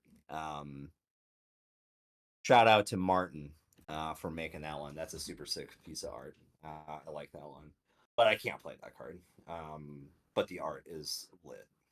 You could play like the knife loop deck with Carnivore. It's 2 cards. 2 cards for a card? Yeah, and four four to install also. So I could play and lose 2 cards for playing 4, or Exactly. I could keyboard roll, play lily pad for 4, and just be up. Damn. Wish I could read. Yeah, Imagine we had it's errata and we just take all the dogshit consoles and Yeah. make the install cost 2 fewer. don't say the E word, you're gonna get in trouble. The PDF. Some type of smaller PDF with marginal updates. You can say It would every be- letter but E. Yeah, it would be so crazed if, like, on the same PDF you could post like perfect 300 1200 DPI copies of adjusted cards. That would be even more nuts for people to download and then utilize however they wanted. Oh sure, Total. like I want the meta where people sharpie over their old cards. Oh, have y'all heard about Sharpie draft and Magic, where you Yeah. draft and then you could just sharp? Oh man, that's an S tier idea. That is 10 out of 10. A1, look at your opponent, win the game. What? Beautiful. It's incredible. Yeah, we could use some Sharpie stuff. Well, CTZ, I wanted to give you the opportunity to. I think one of the lures of coming on was that you wanted to tell people about Shaper. Huh? I have not Wanted? been told about this. Oh no. Yeah, you wanted to tell people about Shaper and how lovely, quote unquote, you think Shaper is. Oh, I've been saying this since definitely 2016, but I'm pretty certain 2015. If you're gonna lower your, and I said it earlier in the episode, but like any good chorus, you have to recite it.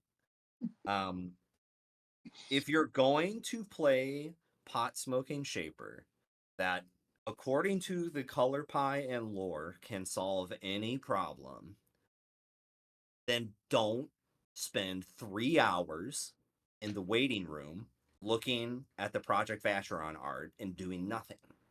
Do something. Go. You have SMC, another broken 0-cost card that allows you to summon anything. Just go. Also, if you're gonna play Shaper, like, do the cool kickflip IDs. Do Ari, but I can't say that now because I mean, that's a tough sell right now. Play How. Don't play Mag. Certainly do not play the other new Shaper. That's the most kickflip Shaper ever. No, No, that's what do you mean? a crap. No, you do some bullshit and like get stuff happening and like people like it. It's called Not Dewey. Am I right? Yay, got him. Double dab. Yeah, it's that card. That card says exhaust your resources, and then Yeah. it has a pregnant pause, and then you get stuff that you can get through other cards. Yeah, you get to kick, like you literally get to kickflip your ID. I cannot. I It's cannot not kickflipping believe. your ID. It's falling Yeah, if down you the have, stairs it's and like, your skateboard happens to roll over on itself. oh no, It's like not you make the intentional. altar to be like the small little finger case skateboards and do that. Oh God, Shaper doesn't drive me wild. How a lot of people play it drives me wild. That's why I love Kryn. Kryn, by definition, is grow up and go and face your fears. And Anarch has a bit of that, but at least they have more recovery of like, you won't, and if you don't, then I'm gonna do something bad to you. So I can respect that. Um, but Shaper, it's just like a bunch of boomer old head netrunner people love the card Magnum Opus. And that, by definition, is one of my least favorite cards ever because it just says, press this button, ooga booga, monkey deck, terrible. Like, it's so lifeless and boring. Same thing with that Riziki card. Oh, vomit in my mouth. Disgusting.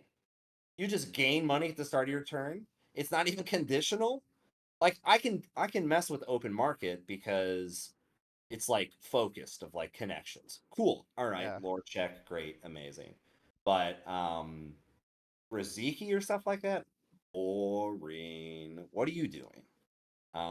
There's no fun or life or spirit. It is a kick flipless deck. Yeah, those are my feelings on Shaper. I like the Dow thing because oh, God, this was sick. I have to technically amend my statement, never good, about Ari. So the whole reason I switched to Dow for OTG, whatever it was, I played a hashtag toxic JNet game against someone. I saved this recording and I was so flabbergasted that like I was in shock for like a day and then I just fully committed. Um they were playing Marathon, Spree, Pichachow, Wheels. This person gained like 18 clicks. And I was like, what the fuck is happening? I was so impressed. And like, I don't think they even won because of it, but it was so cool, Rune Goldberg machine, Willy Wonka factory, that I was like, oh, this is tight. Like, this is what Shapers should be doing. That was awesome. So they just kept installing 3 Pichachows and then like over and over and then getting, what is that? Net 4 clicks or something every time they did it. It was wild. I loved it to death. So if you're gonna play Shaper, do some tricks. That's why I like the Tau thing too, because like messing up ice for Corpse early right now is really, really good. Because like we said earlier, ice doesn't matter after a certain while, so you really rub it in their face of how much it doesn't matter, and then you just win, and you go, and then you get to the next round where you get to play Corp, which is much more fun, better. So yeah, that's my Shaper talk meta discussion. Stop sitting in the waiting room. Do something. That is very good. That is. Oh, okay. So, if you want some Goldberg type shit to play, you should play Bling Seb. That shit's crack. Oh, I commented on Soka. First off, huge shout out to Soka. I this is not a slight in any way, shape, or form. When I saw the list, I was like, "There's no way Soka played this. There's no way.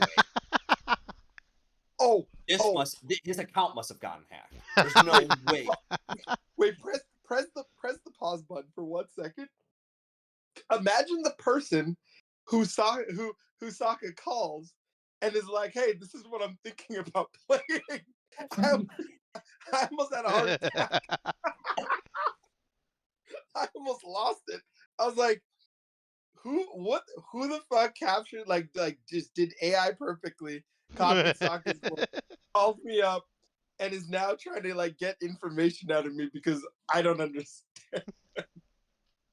It's so sick. And I commented that my like local Netrunner meetup, that's one of the main decks I've been playing. And it's so funny because I love my team to death, the Montalbust gang. But there's so many sentences like I have this like in our Discord where I go, Yo, this is what I said. I brought the Seb using Bling over Emunesis last night to our meetup. It is so fucking fun, and it felt better. It might be a bit too high rolly for you folks, but you should give it to try and have a feeling of fun. Because that's like half my deck list that I share with the team and discuss, where I'm just like, you just need to dial it back. You need to enjoy yourself and do some fun stuff and make some mistakes. But yeah, that deck is so tight. That's a fun version of Seb. I get the whole normal stuff that they're doing, and it's not like this deck doesn't do a lot of that, but it's got a card that's called Bling. Hello. B, you have so many things that you just install and are opportunities you didn't think of. With cards that arrive on Bling, you're like, oh, this is just incredible. It's amazing. So 10 out of 10, can endorse, strong endorse. Everyone should check it out. But I'm glad that we had the same reaction of like, who rainbow tabled Soka's Netrunner DB and posted this, because there's no way. Yeah, for This is 0.15 seconds, I was terrified. Yeah. He's been Stockholmed by somebody.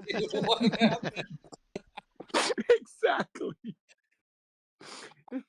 It was crazy. It's so good. I didn't even ask you this. For people who don't know, San Francisco. When do you usually air that? It's super random. For me right now, it's usually Monday, Wednesday, or Friday. It's almost certainly 4 p.m. Pacific to 6 p.m. Pacific. And the only reason I haven't been streaming, I would say for like the last month, is tournament prep. So I do a lot less. I really, really, really want them to release that PDF, and once they do, I'll start to stream more. But also, I'm in the like end of my current pinball competitive season, so like my time is a lot tighter. I'm also playing that Expedition 33 game and Monster Train 2 and some other stuff, because I have Death Stranding 2 coming out in 2 weeks, so real priority stuff. So yeah, it's just been a busy month, but Monday, Wednesday, Friday, 1 to 3 of those days in a week, usually 4 to 7 on the West Coast, somewhere in there. Check it out, come hang. Perfect. Talk to us about competitive pinball. I'm intrigued. Oh man. Whoo-wee. It is, for me, the only thing that's come close to Netrunner. It is so fun. The TLDR of how I got into pinball was a fellow Netrunner buddy of mine who I've known since 2015, lives by me. We were still in the primary pandemic years, but it was like safer to leave. And I got really comfortable staying at home, type of deal. And so I needed help getting out, confidence, all that kind of fun stuff. And he was like, dude, you got to come try this thing. It's crazy. And the only reason I agreed was because he played Netrunner. So I was like, okay, this must be at least palatable or interesting, whatever. So I tried it for like 2 or 3 times. It wasn't exactly clicking, but on that 4th time, it just hit me with like oh my god, this is so sick. TLDR of competitive pinball is you're on a team. There's 4 rounds each match. It's either 1v1 or 2v2. 1v1, you're just facing one other opponent against the one other opponent from the other team. 2v2, it's you and a partner and 2 of them. You just add up the scores. Sometimes there's special modes or objectives, but I'm not going to get into those for now. And then higher score wins the round, so on and so forth. There's a lot of strategy for ordering who goes in and what rounds, what machines you pick, min-maxing for your like last round if you're really thinking you're going to be behind or you're trying to put in your weaker players first, yada yada yada. It is so fun. The like in Netrunner, you know the thrill of when you're on like 5 or 6 agenda points, and you gotta work to close it out, and like one thing goes wrong, and it's gonna be a whole situation, or you're like, I only if I kickflip can I get out of this hole, blah blah blah blah blah. There's so much tension in pinball because like you have a very distinct goal of like, I need to close this gap points wise, and that's either going to be doing something old reliable, or if you've already done that in the game, you have to pivot your strategy and do something else new and or crazier. And it's just so fun. Oh my god, I never expected it to be. I've taken quite a lot of Netrunner people to play pinball, and they have almost all loved it. I took Jai actually when he was here in San Francisco. He loved it. He's sent me follow up of him playing and questions and things like that. Man in the Moon, Abraham loves it. It's so fun. I thought it was gonna be so lame, and it was such the opposite. This is like wild because okay, so for me, the only time I haven't played pinball like at a place with a machine, like it was just on the Super Nintendo. They had a pinball game. Yeah. Yeah. Okay, a few questions about competitive pinball because like, is there like you said competitive season? So like, Mhm. is there a competitive circuit? Could you travel for like how deep does competitive pinball go in terms of competing? Way further than Netrunner ever has, Whoa. Okay. which is wild. One of the people on my team, she's one of the top 50 in the world. I've learned so much from her, and I could like if I didn't travel for Netrunner, I would be traveling for pinball, like pretty much at the same cadence. So I think over the last 2 years, and then call it 2014 to 2018, I usually traveled for 3 to 5 tournaments a year. I would be doing that for pinball at all of those same levels. Of there's a Worlds, there's a Gen Con Nationals, there's regionals, which are state level. There's also like bigger regionals, which you could think of it as like the west of the US, the Midwest, South, blah blah blah. Yeah, it goes so unbelievably deep. The stat tracking is insane. The like level of strategy, plus they update the code of the machines constantly if they're modern ones, so they'll like adjust point values, give you new modes, goals. Think of it as I'm gonna say it errata-ing the machines. And yeah, it's so deep and competitive and fun, and like I can measure my growth statistically with that game.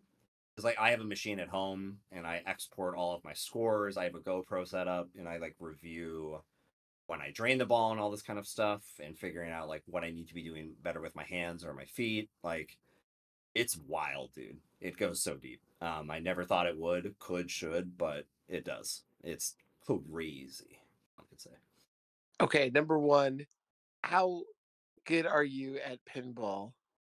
And number two, are you a better pinball player than Netrunner player? Definitely not a better pinball player than Netrunner player, but I'm I'm pretty good. So like Like a win CT level good or like go like 3-3? I would say okay, let me equate it out to like Netrunner levels. Store champs top 4. So like that's locked, we're good. Regionals, but the scaling's a lot different because there's a lot more people that play at these things. So like I'm trying to do numbers, it's a little difficult. Yeah. Definitely top half. Right. Yeah. Maybe that's 65th percentile-ish. Yeah. Nationals, continentals, worlds, omega level. Just bottom feeder. Because the level of difference to do better in those in that scale is just unhinged. Like because you pretty much have to be playing perfectly, plus you have to be able to deal with how each machine plays Like literally how smooth it is, the floor, the age of the machine, the switches, all that kind of stuff. It matters, and you have to be able to detect that very quickly. I'm pretty decent at it, but not nowhere to like nationals, continental, worlds level. No. Bottom feeder. That's what I am. Got it. Yeah. Wow. Crazy stuff. If you're ever at a tournament with me, Netrunner tournament, and there is a place nearby, I will take you, and I will make you at least compared to where everyone currently is, a 50% better pinball player in about 20 minutes. Easy. I'm down. I'm down. Actually, we gonna go play pinball? I'm down. Yeah. Yeah, we gotta hit up some San Fran pinball. That sounds, or just wherever we meet, we gotta play. Wherever. Yeah, that's the beauty of it. It's the number one thing I check when I travel now. Whether it's for Netrunner or personal or business or all that kind of stuff. Number one thing is I open up my phone and see where pinball machines are. Edinburgh? I'll check. I don't know. I haven't looked yet. Yeah, let me know. Like whether it's like flying earlier, we still, or one of those days we just hit up pinball. Like Yeah, we just hit. We don't even have to fly. It's funny for Vancouver. mhm. I'm flying in on Thursday just to play pinball because see, I'm going to Seattle first. This is how crazy it is. I'm going to Seattle first so that I can play pinball for 24 hours with Abraham. Because Seattle's my favorite place to play pinball in the world. And then we're driving up to Vancouver solely just to get some pins in. Yeah. Brilliant. Yeah. Do you have a San Francisco live stream of pinball? I could make that happen very easily. I think that would be the way. Like that'd be sick. I'll do it one time. That's easy. I just literally have to flip my camera around. Plus, it's funny because I have the GoPro set up for recording my games. So actually, I don't even need. I could just do that. Well, I should flip my camera so you can see me hit the machine and stuff. Yeah. So TLDR, yes. Okay. Yeah, that was easy. Yeah, that sounds like hype. Super exciting. Anything else you wanted to say, go over, talk about that we didn't cover? You want to let the people know? I don't think so, but let me think of a closing note. I think with the current meta, don't just settle into the runner machine. Like get creative with it. With Corp, you're already playing an uphill battle. So like put some real spiky I couldn't win before, but maybe now I could cards in your deck. That for me was Simulation Reset and Shipment from Vladibirsk, because again it just like could not really score out before. But then I could, and then that was the sole difference in the deck, which was perfect. And just a friendly general reminder as we all go to bigger tournaments over the next few months and stuff. Don't be afraid to play on stream. Sick and fun, and once you're comfortable with it, it powers you. It is the ultimate cheat code. It is so fun, good. Everyone's excited. They want to see you put on a goddamn show. So just do it. Don't be afraid of not putting on a goddamn show. Just put it on, and it will be great. I will probably see a lot of y'all at tournaments over the next 4 months. Can't wait. Super excited. Great stuff. And don't forget to check out that San Francisco. Check it out, baby. Especially once that PDF is out. Oh, baby. Oh, baby, a triple. Oh, and don't forget when listening to this podcast, play a drinking game for every time PDF is set. Yep. You'll have a really good time. And you'll feel, after you have this drinking game, go play Netrunner, because, you'll feel a lot better about the ice that you're forced to play. Oh my god. On that note, this is the King's Court podcast. Please like, comment, subscribe, all that good stuff. And we outie. We outie. We outie.